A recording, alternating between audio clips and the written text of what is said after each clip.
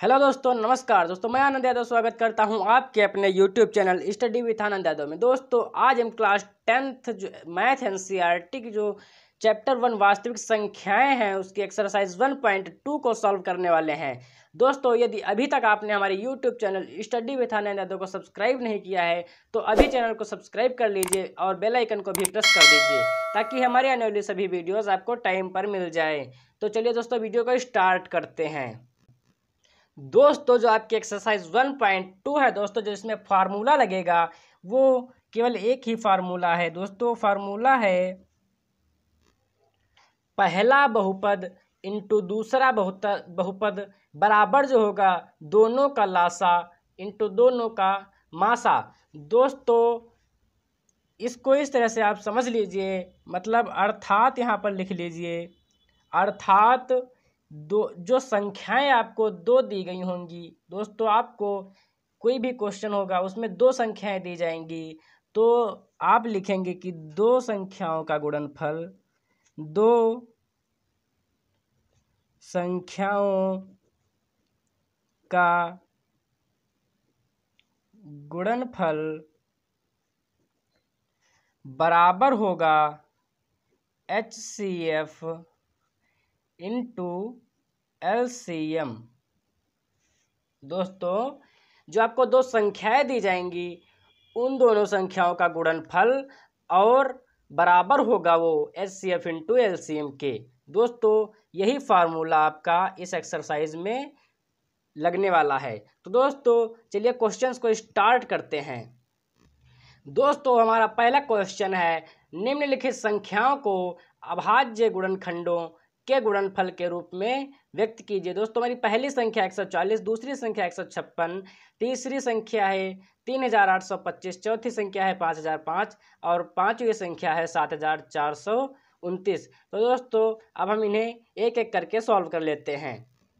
दोस्तों 140 को सॉल्व करेंगे। दोस्तों इसके अभाज्य गुणनखंड हम निकालेंगे। दोस्तों इसके अभाज्य गुणनखंड जो है 140 बराबर 2 इंटू 2 इंटू 5 इंटू 7। दोस्तों 2 दूनी 4, 4 पंचे 20 और 20 सत्ती 140, यानी 2 सत्ती 14, तो 20 सत्ती 140। दोस्तों इसके अभाज्य गुणनखंड ये हैं। दोस्तों इसको हम इस प्रकार भी लिख सकते हैं कि 2 की पावर 2 इंटू 5 इंटू 7। दोस्तों तो हम इस प्रकार इसको लिख देंगे। दोस्तों हमारे क्वेश्चन ने कहा था निम्नलिखित संख्याओं को अभाज्य गुणनखंडों के गुणनफल के रूप में व्यक्त कीजिए। तो हमने उनके गुणनखंडों के गुणनफल के रूप में व्यक्त कर दिया है। दोस्तों अब हम जो हमारा दूसरी संख्या 156 थी उसे भी सॉल्व कर लेते हैं। दोस्तों 156 बराबर हमारा जो होगा वो 2 इंटू 2 इंटू 3 इंटू 13 होगा। दोस्तों 2 दूनी 4 3 12 और 12 की 13 से गुणा करने पर हमें 156 प्राप्त होता है। दोस्तों यहाँ पर भी हम देखते हैं कि हमारा 2 की पावर 2 इस प्रकार लिख भी सकते हैं कि 2 की पावर 2 और 3 इंटू 13, क्योंकि दोस्तों यहाँ पर दो संख्याएं बराबर, मतलब दो बार लिखा हुआ है तो हम इसको 2 की पावर 2 भी लिख सकते हैं। तो दोस्तों यह भी हमारा इसी प्रकार लिख देंगे। दोस्तों यही हमारा आंसर जो इसका है यही हमसे पूछा गया था। दोस्तों हमारी तीसरी संख्या है 3825। तो दोस्तों हम तीसरी संख्या ले लेते हैं 3825। दोस्तों 3825 के अभाज्य गुणनखंड जो होंगे वो होंगे 3 तिहाई 9, 9 पचे 45, 45 पचे 225, सॉरी दोस्तों यहाँ पर 5 लिखा जाएगा, और ये 45 पंजे 225, 225 की दोस्तों हम यदि 17 से गुणा कराएंगे तो हमारे आ जाएगा 3825। दोस्तों हम इसको 3 की, यहाँ पर 3 दो बार है तो इसको इस प्रकार भी लिख देंगे कि 3 की पावर 2, 5 दो बार है तो 5 की पावर 2 इंटू 17। दोस्तों यही हमारे अभाज्य गुणनखंड हैं। दोस्तों हमारी चौथी संख्या 5005 थी, 5005। दोस्तों 5005 के बाद गुणनखंड 5 इंटू 7 इंटू 11 इंटू 13 है। दोस्तों यहाँ पर कोई भी डबल संख्या नहीं है, इसलिए हम इसको इसी प्रकार छोड़ देते हैं। 5005 के हमारे अभाज्य गुणनखंड 5 इंटू 7 इंटू 11 इंटू 13 होंगे। दोस्तों जो हमारी पांचवी संख्या है वो है 7429। दोस्तों 7429 के अभाज्य गुणनखंड 17 गुणे 19 गुणे 23 है। दोस्तों यहाँ पर कोई भी डबल संख्या नहीं है, इसलिए हम इसको इसी प्रकार छोड़ देते हैं। यही हमारा आंसर है। आई होप दोस्तों आप लोग अभाज्य गुणनखंड जान गए होंगे। तो दोस्तों अब हमारा जो दूसरा क्वेश्चन है हम उसे भी सॉल्व कर लेते हैं। दोस्तों हमारा दूसरा क्वेश्चन है, पूर्णांकों के निम्नलिखित युग्मों के HCF और LCM ज्ञात कीजिए तथा इसकी जांच कीजिए कि दो संख्याओं का गुणनफल बराबर HCF इंटू LCM है। पहली संख्या 26 और 91, दूसरी संख्या 510 और 92, तीसरी संख्या जो हमारी है 336 और 54 है। दोस्तों हम इनको एक एक करके सॉल्व कर लेते हैं। दोस्तों 26 और 91 के सबसे पहले हम HCF और LCM निकाल लेंगे। दोस्तों 26 और 91 के HCF और LCM निकाल लेंगे। दोस्तों इनके HCF निकालने के लिए हम इनके अभाज्य गुणनखंड ज्ञात करेंगे। दोस्तों 13 दूनी 26, ये हो जाएगा 26 के, और 13 सती 91। दोस्तों ये 91 के भी हो गए। दोस्तों जो हमारे HCF इसमें होगा वो होगा इन दोनों संख्याओं में 13 कॉमन मिल रहा है। दोस्तों मतलब कि इसमें भी 13 है और इसमें भी 13 है, तो हम और एक लाइन से 13 है, तो दोस्तों हम यार हमारा जो HCF होगा 13 होगा। दोस्तों ये 13 है वो दोनों संख्याओं में पाया जा रहा है, इसीलिए हमारा 13 HCF होगा।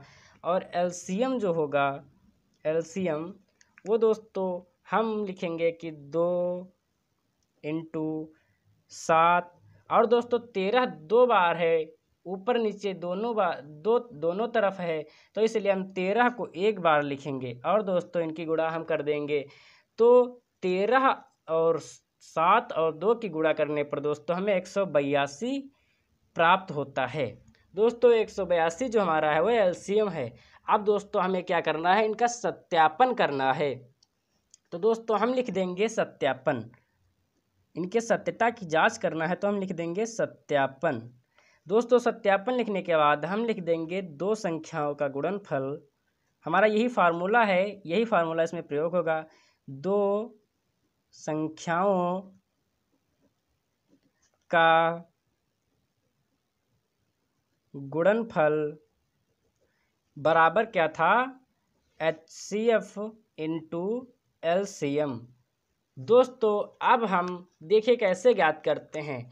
दोस्तों जो दो संख्याओं का गुणनफल था उसकी जगह पर हम लिखेंगे 26 इंटू 91। दोस्तों ये दो संख्याओं का गुणनफल, यानी यही दो संख्याएं हमारी दी गई हैं 26 और 91, इन्हीं का हमें ज्ञात करना है। तो दोस्तों यहाँ पर दो संख्याओं का गुणनफल लिखा है, तो हम लिखेंगे 26 और 91 बराबर हमारा HCF 13 निकला है दोस्तों, और LCM जो है वो हमारा 182 प्राप्त हुआ। दोस्तों हम यहाँ पर इंटू 182 लिख देंगे। दोस्तों अब हम देखते हैं कि यदि हम 26 और 91 का गुणा करते हैं तो हमें 2366 प्राप्त होता है, बराबर लिख देंगे और इधर भी गुणा करा देंगे। दोस्तों हम 13 और 182 की गुणा कराने पर हमें प्राप्त होता है 2366।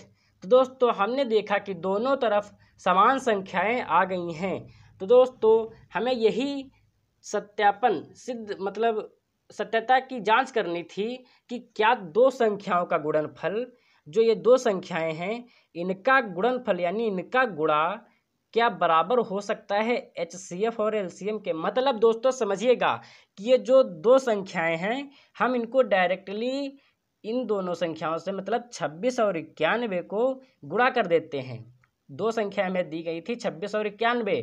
हम 26 और 91 का गुणा कर देते हैं तो हमें 2366 प्राप्त होता है।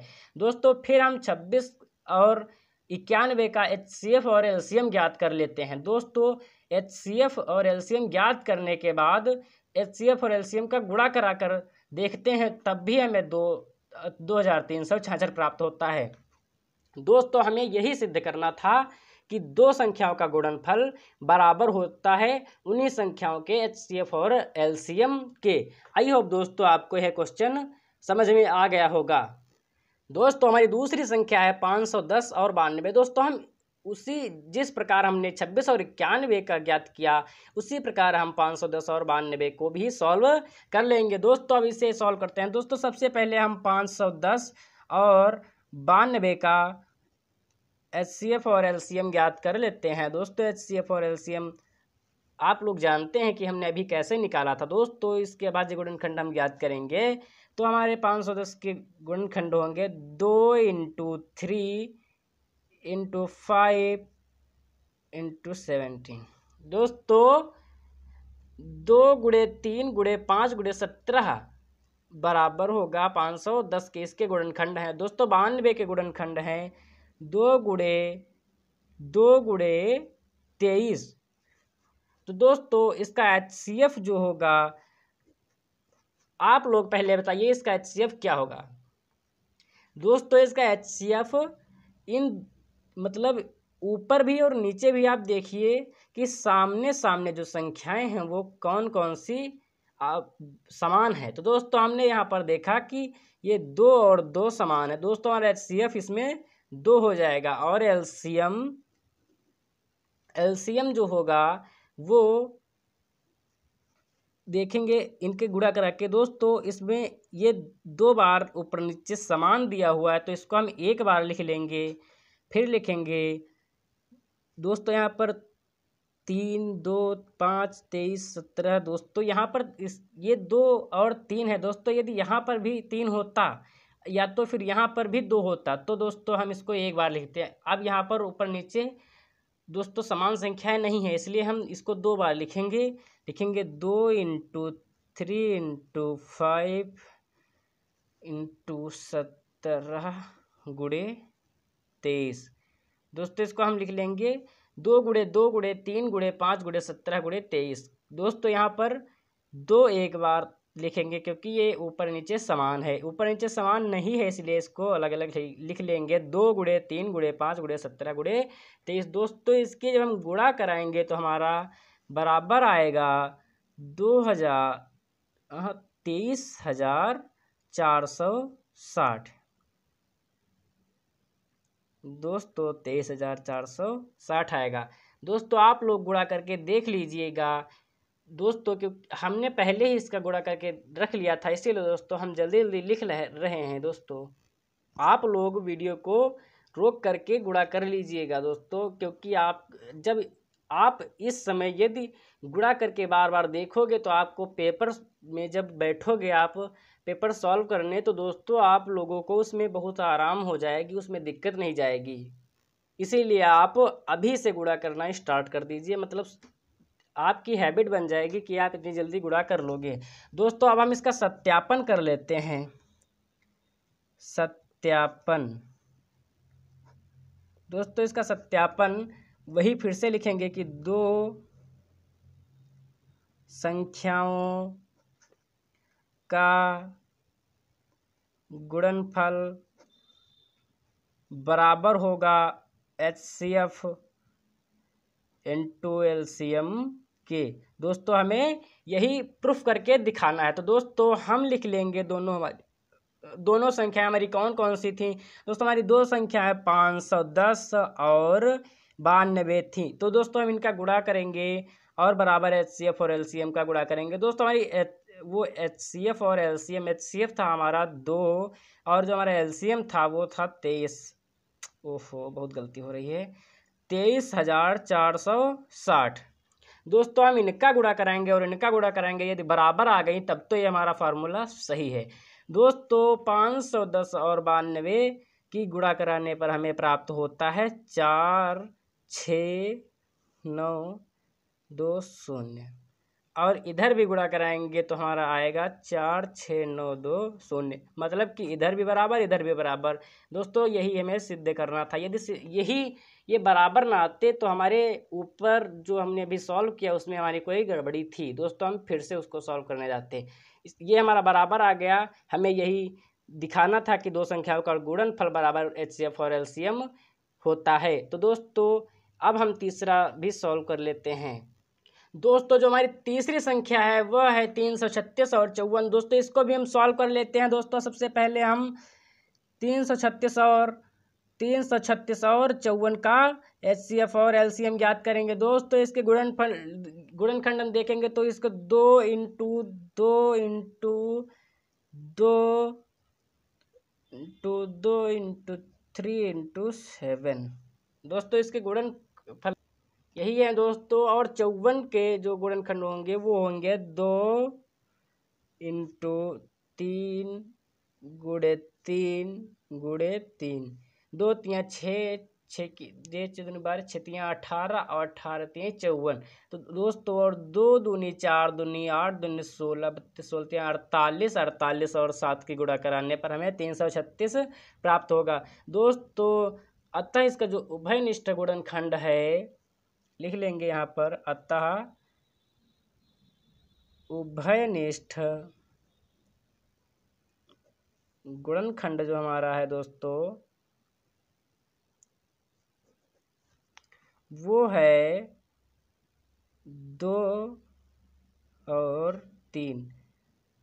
दोस्तों 2 और 3 कैसे उभयनिष्ठ गुणनखंड है? दोस्तों यहाँ पर देखिएगा ये दोनों में आया है 2 2, ऊपर नीचे समान संख्याएं हैं तो दोस्तों ये उभयनिष्ठ हुआ। और यहाँ पर समान नहीं, यहाँ पर समान नहीं, यहाँ पर समान नहीं। दोस्तों क्या हम इस प्रकार कर सकते हैं? जी हाँ दोस्तों, हम इस प्रकार कर सकते हैं। इसीलिए हमारा 3 भी उभयनिष्ठ संख्या में आ जाता है। दोस्तों ये हमारा 2 3 6 ये बराबर 6 हो जाएगा। इसका जो HCF होगा, HCF वो बराबर 6 हो जाएगा। दोस्तों इसका LCM जो होगा वो होगा, इनकी दोस्तों हम गुणा करा देते हैं। ये 2 बार है, इसको एक बार लिखेंगे, फिर लिखेंगे 2, फिर लिखेंगे 2, फिर लिखेंगे 2, मतलब 1 2 3 4। दोस्तों ये नहीं लिखेंगे ये, क्योंकि एक ही गिना जाएगा। दोस्तों फिर लिखेंगे 3 इंटू 3, अब ये एक ही लिखा जाएगा, ये जो है एक ही लिखा जाएगा। दोस्तों इसको भी एक बार लिख लेते हैं और 7। दोस्तों इनकी गुणा कराने पर हमें प्राप्त होगा 3024। 2 दूनी 4 दूनी 8 दूनी 16 16 3 48 48 3 144 144 3 432 432 की 7 से गुणा कराने पर 3024 हमें प्राप्त होता है। दोस्तों इसका LCM जो है वो है 3024। दोस्तों अब इसका हम सत्यापन कर लेते हैं। सत्यापन दोस्तों लिखेंगे दो संख्याओं का गुणनफल हो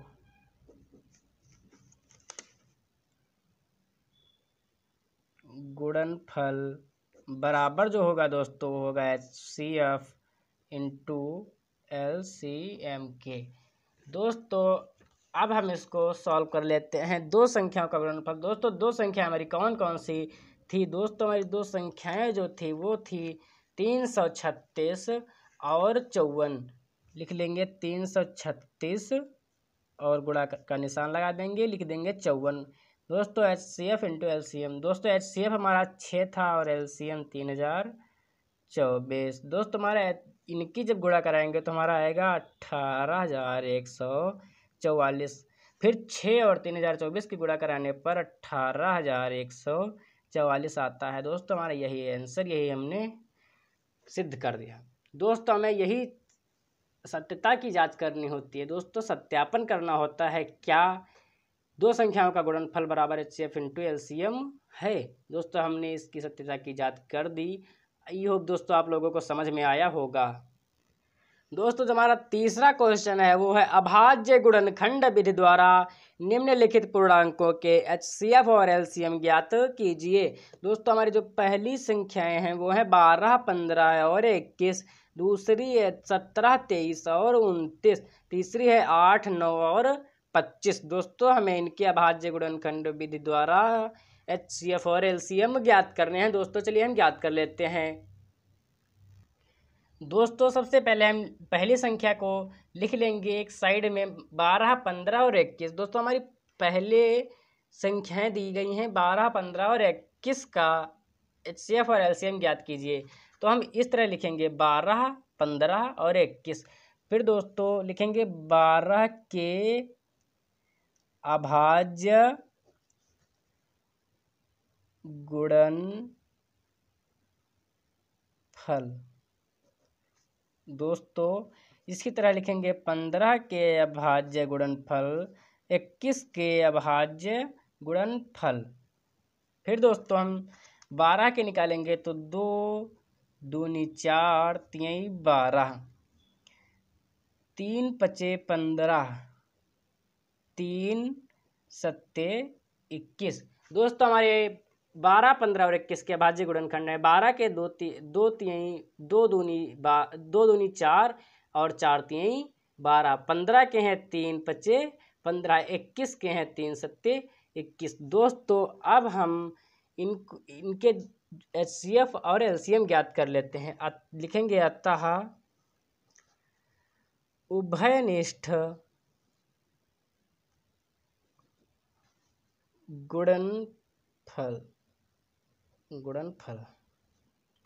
दोस्तों जो इसमें उभयनिष्ठ है वो हम पाएंगे कि तीनों में लगातार कौन सी संख्या है जो कि तीनों में आ रही है। तो दोस्तों यहाँ पर 2 नहीं आ रही, 2 नहीं आ रही, 3 आ रही है। यहाँ पर भी है, यहाँ पर भी है, यहाँ पर भी है। तो दोस्तों ये जो 3 है ये हमारा HCF होगा, ये उभयनिष्ठ है, इसीलिए हमारा HCF जो होगा वो 3 होगा।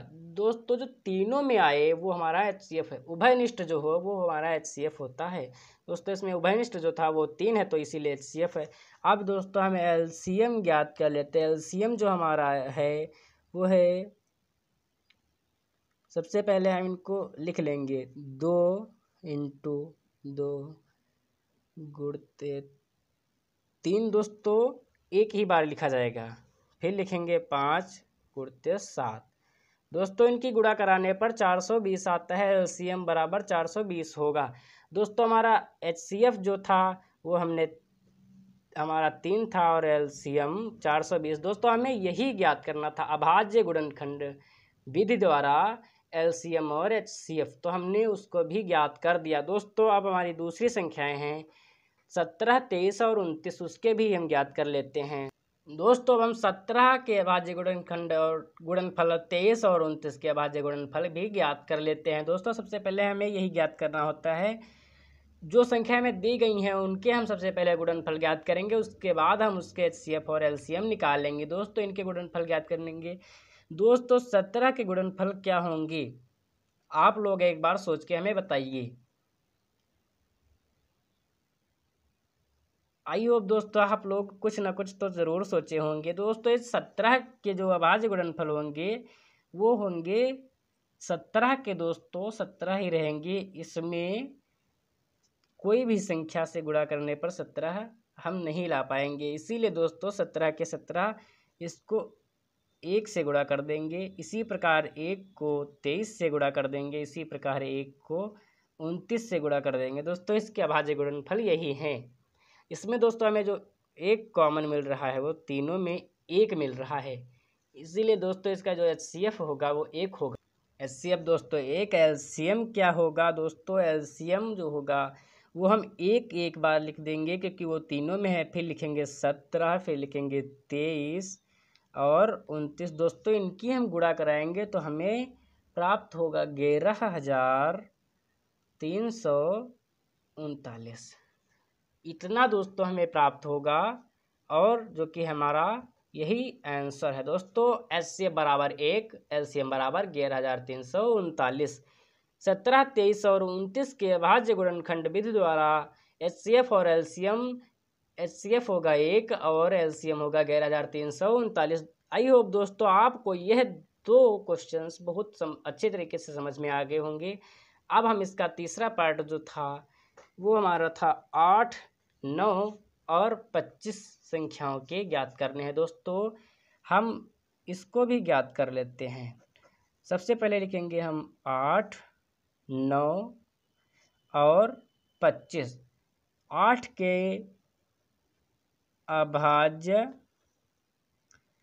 गुणनफल दोस्तों, इसी प्रकार 9 के अभाज्य गुणनफल और 25 के अभाज्य गुणनफल दोस्तों हमारे इसके जो गुणनफल होंगे वो होंगे, इसको दोस्तों हम 2 × 2 × 2, 2 दूनी 4 दूनी 8, और दोस्तों 9 के 3 × 3, 25 के 5 25, 5 25, 3 3 9, 2 दूनी 4 दूनी 8। दोस्तों अब हम यहाँ पर इसके कॉमन लेंगे तो दोस्तों इसमें कोई भी संख्या आपस में नहीं मिल रही है, इसलिए हम इसका 1 से गुणा करा देंगे दोस्तों। 1 से गुणा कराने पर कोई बदलाव भी नहीं होगा। जैसे 5 25, 25 एकम 25, 3 3 9, 9 एकम 9, 2 दूनी 4 दूनी 8, 8 एकम 8, कोई बदलाव भी नहीं है और हमारा एक कॉमन भी मिल रहा है दोस्तों, इसलिए ये इसका उभयनिष्ठ है गुणनफल है। तो दोस्तों हमारा जो उभयनिष्ठ गुणनफल होता है वही HCF होता है दोस्तों। HCF बराबर 1 आ जाएगा और LCM जो इसका होगा वो होगा 1 × 2 2 2, 3 बार 2 2 का गुणा कराएंगे, फिर 3 और 3 का गुणा कराएंगे, फिर 5 और 5 का गुणा कराएंगे दोस्तों। इनकी गुणा कराने पर हमें प्राप्त होता है 1800। कितना? 1800 दोस्तों। हमारा जो 1800 है वो LCM है और दोस्तों जो HCF है वो बराबर 1 है। ये दोस्तों हमारे आंसर आ जाएंगे। आई होप दोस्तों आप लोगों को यह बहुत अच्छे से समझ में आ गया होगा। अब दोस्तों हम नेक्स्ट क्वेश्चन को सॉल्व कर लेते हैं। दोस्तों जो हमारा नेक्स्ट क्वेश्चन है वह है, जांच कीजिए कि क्या किसी प्राकृतिक संख्या n के लिए संख्या 6n अंक 0 पर समाप्त हो सकती है। तो दोस्तों इसको भी हम देख लेते हैं। दोस्तों यदि संख्या 6n 0 पर समाप्त होती है तब यह 5 से विभाजित होगी, अर्थात 6n की अभाज्य गुणनखंड जो होंगी वो 5 रहेंगे, अभाज्य 5 रहेंगे।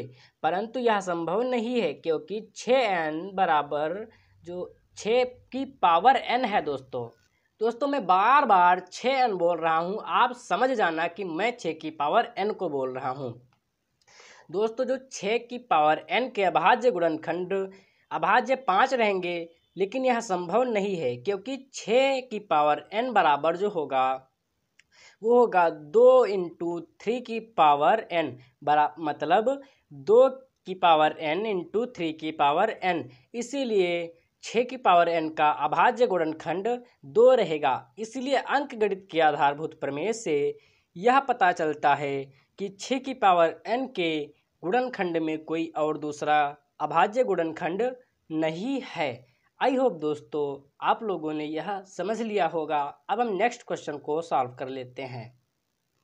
दोस्तों हमारा नेक्स्ट क्वेश्चन है, व्याख्या कीजिए कि 7 × 11 × 13 + 13 और 7 × 6 × 5 × 4 × 3 × 2 × 1 + 5 भाज्य संख्याएं क्यों हैं। दोस्तों इनकी व्याख्या हमें करना है, तो चलो इसको भी हम सॉल्व कर लेते हैं।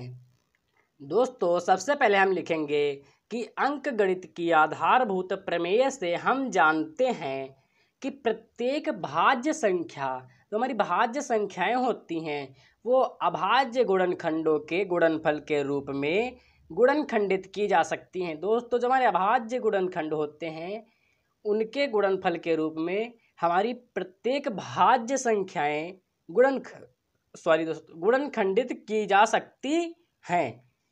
हमारी जो कोई भी भाज्य संख्या हो वो अभाज्य गुणनखंडों के गुणनफल के रूप में गुणनखंडित की जा सकती है। इसीलिए दोस्तों लिखेंगे आगे, इसीलिए दोस्तों 7 गुणे 11 गुणे 13 प्लस 13 जो है, और 7 गुणे 6 गुणे 5 गुणे 4 गुणे 3 गुणे 2 गुणे 1 प्लस 5 जो है हमारी ये भाज्य संख्या होगी। क्योंकि हम जानते हैं कि जो हमारी प्रत्येक भाज्य संख्या होती है, कोई भी भाज्य संख्या हो, वो हमारे अभाज्य गुणनखंडों के गुणनफल के रूप में, जो अभाज्य गुणनखंड हैं इनके गुणनफल के रूप में गुणनखंडित की जा सकती है। दोस्तों इस तरह है हमारी प्रत्येक भाज्य संख्या जो अभाज्य गुणनखंडों के गुणनफल होते हैं उनमें हमारी प्रत्येक भाज्य संख्या गुणनखंडित की जा सकती है। इसीलिए जो हमारी 7 गुणे 11 गुणे 13 प्लस 13 और 7 गुणे 6 गुणे 5 गुणे 4 गुणे 3 गुणे 2 गुणे 1 प्लस 5 जो है ये हमारी भाज्य संख्या हैं। दोस्तों अब हम अपना इस एक्सरसाइज का लास्ट क्वेश्चन भी सॉल्व कर लेते हैं। दोस्तों हमारा लास्ट क्वेश्चन है, किसी खेल के मैदान के चारों ओर एक वृत्ताकार पथ है। इस मैदान का एक चक्कर लगाने में सोनिया को 18 मिनट लगते हैं, जबकि इसी मैदान का एक चक्कर लगाने में रवि को 12 मिनट लगते हैं। मान लीजिए कि वे दोनों एक ही स्थान और एक ही समय पर चलना प्रारंभ करके एक ही दिशा में चलते हैं। दोस्तों एक ही दिशा में भी चलते हैं, तो हमें बताना है कि वो कितने समय के बाद वे दोनों पुनः प्रारंभिक स्थान पर मिलेंगे। दोस्तों मान लीजिए कि यह एक खेल का मैदान है। दोस्तों यह खेल का मैदान है और इसके चारों ओर एक वृत्ताकार पथ है। मतलब इस मैदान के चारों ओर एक वृत्ताकार गोलाकार पथ है। दोस्तों ये जो हमारा है ये एक रास्ता है मैदान के चारों ओर चलने का। दोस्तों ये हमारा मैदान के चारों ओर चलने का एक रास्ता है। इस रास्ते पर सोनिया और रवि दौड़ रहे हैं या चल रहे हैं। दोस्तों तो इस मैदान के एक चक्कर लगाने में सोनिया को 18 मिनट लगते हैं, जबकि रवि को 12 मिनट लगते हैं। तो दोस्तों हमें बताना है कि वे दोनों पुनः अपने प्रारंभिक स्थान पर किस समय पर मिलेंगे, कितने समय बाद मिलेंगे। दोस्तों वे एक ही स्थान और एक ही समय पर चलना प्रारंभ करते हैं। मान लीजिए वे यहाँ से चलना प्रारंभ करते हैं, वो दोनों बराबर पर खड़े होकर, ये रवि ये सोनिया बराबर खड़े हैं दोस्तों, और ये इतनी दूरी मैंने बहुत कर दी दोस्तों, ये पास पास में खड़े हैं, यहाँ पर खड़े हैं। दोस्तों ये सोनिया ये रवि और ये दोनों एक ही दिशा में इस तरीके से चलते हैं और दोस्तों एक ही समय पर चलते हैं, एक ही समय पर ये दोनों चलते हैं। सोनिया को 18 मिनट लग जाते हैं ये चक्कर पूरा करने में, जबकि रवि को 12 मिनट ही लगते हैं। दोस्तों हमें बताना है कि ये सोनिया और रवि एक ही स्थान पर, मतलब पुनः किस स्थान पर कितने समय बाद मिले, मतलब इसी स्थान पर जहाँ से वो चलते हैं प्रारंभिक स्थान पर कितने समय बाद मिलेंगे। तो चलिए दोस्तों इसको हम सॉल्व कर लेते हैं। दोस्तों इसको ज्ञात करने के लिए हमें इन दोनों के एलसीएम ज्ञात करने होंगे। दोस्तों हम एलसीएम किसके ज्ञात करेंगे, 12 और 18 इन दोनों के समय के, कितनी देर में समय अपना एक चक्कर पूरा करते हैं। दोस्तों तो हम 12 और 18 का एलसीएम ज्ञात कर लेते हैं। 2 दूनी 4 तिहाई 12, 2 तिया 6 तिया 18। दोस्तों इन दोनोका जो एलसीएम है वो है 2 × 3 × 3 × 2। 2 तियाई 6, 6 तियां 18, 18 दूना 36, 18 दूना 36। दोस्तों 12 का अभाज्य गुणनफल 2 दूनी 4 तियां 12, 18 का 2 तियां 6 तियां 18 और इन दोनों का एलसीएम जो होगा दोस्तों ये एक समान है और ये भी एक समान है दोस्तों, इसलिए हम इसको एक और इसको एक लिख लेंगे। तो हमने 2 लिखा, फिर 3 और इसका 3, फिर दोस्तों यहाँ पर हमारा 2 बच रहा है, मैंने 2 लिख दिया और 2 तियां 6 तियां 18, 18 दूना 36। दोस्तों इस प्रकार लिखेंगे, इस प्रकार 36 मिनट बाद वे पुनः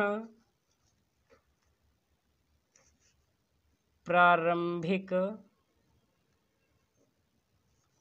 स्थान पर मिलेंगे।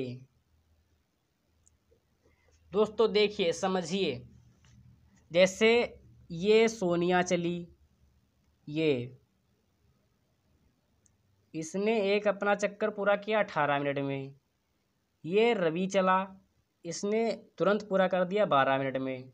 दोस्तों जो रवि था उसने यह चक्कर 12 मिनट में पूरा कर लिया और सोनिया ने 18 मिनट लगा दिए। फिर रवि ने दूसरा चक्कर चालू किया और 12 मिनट में पूरा कर दिया, मतलब कि उसने 2 चक्कर लगा दिए 24 मिनट में। फिर तीसरा चक्कर चालू कर दिया, 36 मिनट पूरे हो गए, मतलब रवि आ गया 3 चक्कर पूरे करके 36 मिनट में यहाँ पर पुनः प्रारंभिक स्थान पर। फिर सोनिया ने चालू किया 18 मिनट में और दूसरा चक्कर भी उसको पूरा करने में 18 मिनट लग गए।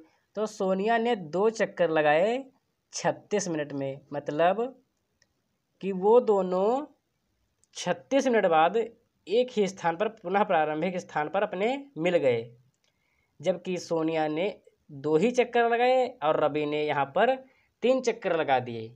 आई होप दोस्तों आप लोगों के समझ में आ गया होगा।